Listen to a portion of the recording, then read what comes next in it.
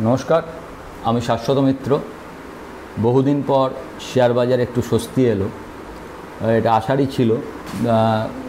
আপনাদের বলছিলাম যে মার্কেটটা যেরমভাবে আছে হয়তো আস্তে আস্তে ওপর নিচ হতে হতে যাকে কনসলিডেট করতে করতে এক জায়গায় ঠিক হবে। কনসলিডেশনে হবার পরই বেস কনসলিডেশন যেটাকে বা বেস বিল্ডিং যেটাকে বলে, তারপরেই বোঝা যায় যে শর্ট টার্ম লো ফরমেশন হয়ে গেছে কি না। তো নিফটির ক্ষেত্রে বলতে পারি, যেহেতু 500-র ওপরে নিফটিটা ক্লোজ করলো, যদি সোমবারও 500-র ওপর থাকে তাহলে আশা করা যায় যে শর্ট টার্ম লোটা হয়ে গেল। ব্যাঙ্ক নিফটির ক্ষেত্রে এখনও সেটা বলা যাচ্ছে না, তার কারণ হচ্ছে ব্যাঙ্ক নিফটি 50,600-র ওপরে ক্লোজ দেয়নি। 50,600-র ওপরে দুটো দিন ক্লোজ ব্যাঙ্ক নিফটির ক্ষেত্রেও অনেকটা কনফার্ম করে দেবে যে রিসেন্ট লো আমরা অলরেডি ফর্ম করে ফেলেছি। যদি আপনি আমেরিকান মার্কেটের দিকে তাকান বা বাইরের মার্কেটের দিকে তাকান, দেখবেন আমেরিকান মার্কেট অলরেডি 40,700, ডাউ মনে হয় 41,000 সামথিং একটা হাই করেছিল, তো মোটামুটি রিগেন করে নিয়েছে। যে কারণে আমেরিকান মার্কেট পড়েছিল সেই দিন, যদি আমার ভিডিওটা আপনারা দেখে থাকেন, সেদিনকেই বলেছিলাম যে পড়ছে হচ্ছে রিসেশনের ভয়ে।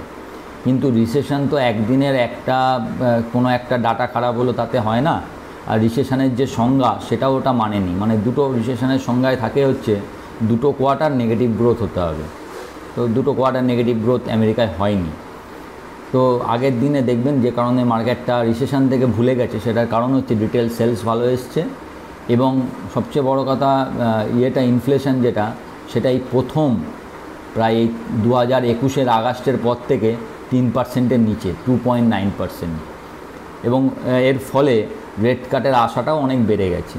যে আগে যেটা একটা রেট কাট ভাবছিল 25 বিপিএস, সেটা হয়তো এখন 50 বিপিএস বা একের অধিক রেট কাটের কথা এই বছরে ভাবা হচ্ছে। এবং আমেরিকান মার্কেটে যদি রেট কাট হয়, যদি সেখানে টাকা আসে, সে টাকার কিছুটা ভাগ আমাদের এখানেও আসবে। আমাদের এখানে যে খুব টাকার দরকার তা নয়, যেটা দরকার সেটা হচ্ছে এফআইআই সেলিংটা বন্ধ হলেই হবে। এই প্রতিদিন যে আগের দিনে শুক্রবারই ধরুন 11,000 কোটি টাকার সেলিং, তার আগে 15,000 কোটি টাকার সেলিং, এরকম করে এই মাসে প্রায় 30-35 হাজার কোটি টাকার সেলিং মনে হয় অলরেডি হয়ে গেছে, মাসের হাফও হয়নি ট্রেডিং হিসাবে। তো সেই জায়গাটা যদি বন্ধ হয়, ডিআই এমনিতেই কন্টিনিউয়াস কিনে যাচ্ছে, তো সেখান থেকে আমরা হয়তো অনেকটা রিগেন করে যাব। তো একদিনে এত কথা বলা যায় না, তার কারণ হচ্ছে আবার শনি রোববার আছে। মিডিল ইস্ট টেনশন দেখেছেন অনেকটা কম হয়েছে, তার কারণ সৌদি আরব বলেছে একটা মধ্যস্থতা করার চেষ্টা করছে যাতে এই টেনশনটা না বাড়ে। এখন এগুলো ম্যাটার অফ ওয়ান ডে, আবার কখন বেড়ে যায়, কে কী বললো, কে কী করলো। এবং যেসব কান্ট্রিতে ডেমোক্রেসি নেই, মানে যারা মোটামুটি অটোক্রেটলি চলে, তাদের যে সর্বোচ্চ নেতা তার অঙ্গুলি হেলনেই সব কিছু হয়। ফলে সেখানে আপনি কিছু বলতে পারবেন না যে কালকে কি হবে। তবে যেটা দেখে মনে হচ্ছে মার্কেটটা কিছুটা ঠিক হলো। সকালবেলা ইনিশিয়ালি একটু ব্যাক দিয়েছিল, এবং এটা একদিক দিয়ে ভালো যে গ্যাপ আপটা ছিল, গ্যাপ আপটা পুরো মার্কেটেই মানে সেম ডেতে সেইটাকে কভার করে তারপর মার্কেট উঠেছে। এটা আরও স্ট্রং বলা যায়। এবং পুরো বাড়াটা সেটা পুরো যে আপনার রিগেন যে 300-350 পয়েন্ট যে নিফটিটা বাড়লো, সেটা পুরোটা স্ক্রিনে হয়েছে। That is very good. 700-800 পয়েন্টের ব্যাঙ্ক নিফটি স্ক্রিনে বেড়েছে। ও দিস ইজ, আমি সবসময় আপনাদের বলি স্ক্রিনে বেড়ে যাওয়াটা তাহলে কি হয়, খুব জোর থাকে আর কি, যে স্ক্রিনে হয়েছে, যে একদম লাভ দিয়ে হয়নি, যে একটা গ্যাপ রেখে গেল, এই করলো তাই করলো। যদি গ্যাপ থাকবে না, কারণ ওটা নিচে হচ্ছে, তবু এর মধ্যে যে গ্যাপটা সেটাও থাকলো না। তো এটা একদিক দিয়ে খুব ভালো হয়েছে। আপনারা অনেক দিনই বলছিলেন একটা পোর্টফোলিওর কথা, তো পোর্টফোলিওর কিছু স্টক আমি এক এক করে বলবো, এক একটা সেক্টর হিসাবে বলবো। তার আগে বলি, এর আগে আমি আপনারা অনেকেই বলেন পোর্টফোলিও স্টক দেন না। আমি কিন্তু আগে আপনাদের দুটো পোর্টফোলিও স্টক অলরেডি দিয়েছি, একটা সিডিএসএল, একটা CAMS। তো সিডিএসএল যেখানে দিয়েছি 2200 টাকা থেকে আজকে 2800 টাকা, আমি বলেছি 5 বছর যেন থাকে। 5 বছরের 1 মাস 1.5 মাস হয়েছে হয়তো, সেইটাই অলরেডি আপনার 30%-এর কাছাকাছি রিটার্ন। ক্যামসেও প্রায় 3900 টাকায় দিয়েছি, 4,900 টাকা অবধি গেছিলো, 20% রিটার্ন অবধি গেছিলো, এখনও 4,300 টাকা, মানে এখানেও 10% রিটার্ন। তো এই দুটো পোর্টফোলিও স্টক অলরেডি আপনাদেরকে দেয়া আছে। তাই জন্য পোর্টফোলিও স্টক দেন না, আপনি লং টার্ম বলেন না, এই কথাটা বলবার আগে একটু এই ভিডিওগুলো দেখে নেবেন। সবই বলি, হয়তো আপনারা মনে রাখতে পারেন না। আজকে যে সেক্টরটা নিয়ে প্রথমে আপনাদের স্টক বলবো সেটা হচ্ছে ব্যাংকিং সেক্টর। কারণ ব্যাংকিং সেক্টর সবথেকে বেশি কারেক্টিভ হয়েছে। 53,500-র ওপর হাই করার পর থেকে 48,700-800 আমরা দেখিয়ে গেছি, মানে মোর অর লেস 10% কারেকশান হয়ে গেছে। তো আমার মনে হচ্ছে ব্যাংকিং সেক্টর মোটামুটি একটা জায়গা তৈরি করেছে। তো এই হিসাবে ব্যাংকিং সেক্টর থেকে, এবং এছাড়াও যেদিনকে মার্কেট পড়েছিল তাতে আমি 5খানা স্টক আপনাদের বলেছিলাম, আইসিআইসিআই, এলটি, এমস, আর একটা বলেছিলাম মনে হয়, আরেকটা ইএমএস বলেছিলাম মনে হয়, ইএমএস, এলটি, আইসিআইসিআই ব্যাংক, আর কি বলেছিলাম, হ্যাল বলেছিলাম। তো এগুলো থাকবে ব্যাংকিংয়ের মধ্যে। ব্যাংকিং সেক্টরের মধ্যে আইসিআইসিআই ব্যাংক অবশ্যই রাখবেন। তার সঙ্গে আরেকটা ব্যাংক আপনারা ভাবতে পারেন, মানে এগুলো কোনোটাই প্রথম কথা রেকমেন্ডেশন নয়, কারণ আমি সেবি রেজিস্টার্ড নই, রেকমেন্ডেশন আমি করতে পারি না। আমার কোন স্টকগুলো ভালো লাগছে ফর এডুকেশনাল পারপাস সেগুলোই আপনাদের সঙ্গে ডিসকাস করছি। আপনাদের যদি এই স্টকগুলো সম্বন্ধে কোনো রকম কিছু মনে হয়, সেটা আপনার যিনি আছেন, যার সঙ্গে আলোচনা করে আপনি স্টক কেনাবেচা করেন, তাদের সঙ্গে কথা বলে তারপর কিনবেন। আমার যে দ্বিতীয় স্টকটা আমার ভালো লাগছে আইসিআইসিআই ব্যাংক ছাড়া, সেটা হচ্ছে ইন্দাসইন্ড ব্যাংক। আমার মনে হচ্ছে ইন্দাসইন্ড ব্যাংক, এই যে যদি রেট কাট সাইকেল আরম্ভ হয় এবং যে দামে ইন্দাসইন্ড ব্যাংক আছে সেখান থেকে 1700 টাকা টার্গেট হতে পারে। ইন্দাসইন্ড ব্যাংক 1360-65 টাকায় মনে হয় চলছে, 1330 টাকা, 1320 টাকা অবধি মনে হয় লো করেছে, বা এরমই কাছাকাছি কিছু একটা হবে। তো এটা 1700 টাকার টার্গেট হিসাবে এক বছরে দেখা যেতে পারে, ফর নেক্সট 1 ইয়ার কি নেক্সট 2 ইয়ার্স রাখা যেতে পারে। তবে কোনো স্টকই যেটা বলছেন যে একদম, অনেকে বলছেন আমি 15 বছর রাখতে চাই, যত বছরই আপনি রাখতে চান না কেন, যতবার রেজাল্ট বেরোবে, কী ধরনের রেজাল্ট হচ্ছে, এগুলোতে আপনাকে দেখতে হবে, রিভিউ আপনাকে করতেই হবে। কারণ এটা স্টক মার্কেট, এটা ব্যবসা। আজ যে ব্যবসা ভালো আছে, কাল সে ব্যবসা খারাপও হতে পারে, কাল যে ব্যবসা খারাপ ছিল পরশুদিন সেটা ঘুরে যেতে পারে। সুতরাং আপনাকে কন্টিনিউয়াস রিভিউতে রাখতে হবে। এমন নয় যে আপনি কিনে নিলেন আর কিছু দেখলেন না, 10 বছর পরে দেখলেন। এরমভাবে কোনো স্টক মার্কেটে কোনো কিছুই নেওয়া যায় না। কারণ আমি আজকের রেজাল্ট দেখে বলছি, কালকে যদি কোনো চেঞ্জ হয় তো আমাকেও চেঞ্জ করতে হবে। তার মানে এই নয় যে আমি কারণ এটা হচ্ছে রিলেটিভ, রেজাল্টের সঙ্গে সঙ্গে আপনার স্টক কীরকম সেটা রিলেটিভলি ম্যাটার করে। রেজাল্ট ভালো, সব কিছু ভালো, তার ব্যবসা ভালো হচ্ছে, তখন আপনি সেই স্টকটাকে বাই করবেন।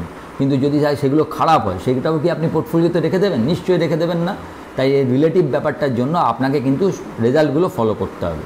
তাহলে আইসিআইসিআই ব্যাংক বললাম, এরপরে হচ্ছে IndusInd bank. HDFC by default আপনার পোর্টফোলিও একটা অংশ থাকবে। এখন একটা পোর্টফোলিওতে কতগুলো শেয়ার রাখা উচিত? 20টার বেশি রাখা উচিত নয়, এবং সেই অনুসারে আমি ব্যাংক 3 থেকে 4টের মধ্যে রাখবো। তাহলে 3টে মেন ব্যাংকের মধ্যে আপনি কি রাখছেন? এইচডিএফসি, আইসিআইসিআই, ইন্দাসইন্ড, আর একটা আপনি পিএসইউ ব্যাংকিংয়ের মধ্যে এসবিআই কিংবা ব্যাংক অফ বরোদা, এই দুটোর মধ্যে যেটা আপনার ভালো লাগবে সেটা আপনি রাখতে পারেন। এবার এটা হচ্ছে আপনার মেন পোর্টফোলিও। এবার কতটা করে রাখবেন, ব্যাংকে আপনি কতটা দেবেন, কতটা পার্সেন্টাইল দেবেন, কতটা ওয়েটেজ দেবেন, তার উপর নির্ভর করবে। সাধারণত আমরা ব্যাংকে 15 থেকে 20% ওয়েটেজের মধ্যে রাখবো। টোটাল পোর্টফোলিওর 20% ওয়েটেজের মধ্যে ব্যাংক থাকবে। সেক্ষেত্রে এইচডিএফসি আর আইসিআইসিআই এই দুটো 6-6, ইন্দাসইন্ড আর এসবিআই বা এটা 4-4, এই হিসাবে রাখতে পারেন। আর যদি কেউ একটু এক্সট্রা চান্স নিতে চান, সেক্ষেত্রে এইচডিএফসি এবং আইসিআইসিআই এই দুটো 5-5 করে নিয়ে ওই দুটো 4-4 রেখে 2% আপনার টোটাল পোর্টফোলিও 2% টাকা আপনি এই লেভেলে 70 টাকায় আইডিএফসি ফার্স্ট ব্যাংকে রাখতে পারেন। যদি কেউ মনে করেন যে আমি আর একটা এক্সট্রা চান্স নিতে চাই, মানে আপনার টোটাল যদি 100 টাকা হয়, 20 টাকা আপনি ব্যাংকে দিচ্ছেন, তার মধ্যে 100 টাকার মধ্যে যারা 4টে ব্যাংক রাখতে চান তারা 6 টাকা এইচডিএফসি ব্যাংকে, 6 টাকা আইসিআইসিআই ব্যাংকে, 4 টাকা ইন্দাসইন্ড ব্যাংকে এবং 4 টাকা এসবিআই বা ব্যাংক অফ বরোদায় দেবেন। যারা একটু রিস্ক নিতে চান তারা 5 টাকা করে এইচডিএফসি আর ইন্ডাসইন্ডে দিয়ে 4 দুটোই দিয়ে 2টা কাটা, যেটা 2%, টোটাল পোর্টফোলিও 2% আইডিএফসি ফার্স্ট ব্যাঙ্কে রাখতে পারেন। এইটা আপনারা এই লেভেলে খুব ভালো লেভেল হচ্ছে যদি আপনি 1320 থেকে 1350-এর মধ্যে ইন্ডাসইন্ড পান। যদি কোনো কারণে 1120 থেকে 1150-এর মধ্যে আইসিআইসিআই আজকে একটু বেড়ে গেছে, এখান থেকেও শুরু করতে পারেন। তাহলে 2-3 দিনে কিনলেন, আজকে একটু কিনলেন, কালকে যদি 10 টাকা পরে আর একটু কিনলেন, পার্সেন্টেজটা বুঝে এরমভাবে। এইচডিএফসির খুব ভালো লেভেল 1550 থেকে 1600, আশা করছি যে কোনো দিন দেখলে আপনি পেয়ে যাবেন। এসবিআই 800-র নিচে পাওয়ার চেষ্টা করবেন যদি থাকে। 240-এর মধ্যে, যদি 240-45-এর মধ্যে ব্যাঙ্ক অফ বরোদা পেলে ভালো। আর 70 থেকে 72-এর মধ্যে আইডিএফসি ফার্স্ট ব্যাঙ্কটা নেওয়ার চেষ্টা করবেন। এইগুলো মোটামুটি আপনার পোর্টফোলিও স্টক হলো। নেক্সট দিন আমরা নেক্সট সেক্টর, যে আরও সেক্টরগুলো, সেগুলো নিয়ে আলোচনা করব। আজকে ব্যাংকিং সেক্টরের 5টা স্টকের কথা আপনাদের বললাম। এই 5টা স্টক আপনি রাখতে পারেন। এবং তার আগেই আমি অলরেডি 2টো স্টক আপনাদের দিয়েছি, ক্যামস এবং সিডিএসএল, এবং আরও একটা স্টক দিয়েছি হ্যাল। এই 5 আর 3 8টা স্টক অলরেডি আপনারা পেয়ে গেছেন। ইএমএসও দেওয়া আছে আপনাদের। এগুলো যদি আপনারা নিয়ে থাকেন ভালো, নাহলে এখন এগুলো সবই অনেকটা করে বেড়ে গেছে। হ্যাল বাড়েনি, হ্যাল যে লেভেলে দিয়েছি সেই লেভেলেই মোটামুটি, তার থেকে হয়তো সামান্য বেড়েছে। কিন্তু ইএমএস এবং আপনার সিডিএসএল এবং ক্যামস, এই 3টেই একটু বেড়ে গেছে। এগুলো আপনারা দেখে শুনে করবেন। মার্কেট ঠিক আছে, যতক্ষণ মার্কেট যদি আরেকটা ক্লোজিং এর ওপরে দেয় তাহলে আমরা বলতে পারবো। এবং যখন মার্কেট যদি 775-এর ওপর চলা শুরু করে, 24,775-এর ওপর, তখন আমরা ভাবতে পারি যে মার্কেট নতুন হাই করতে যাচ্ছে।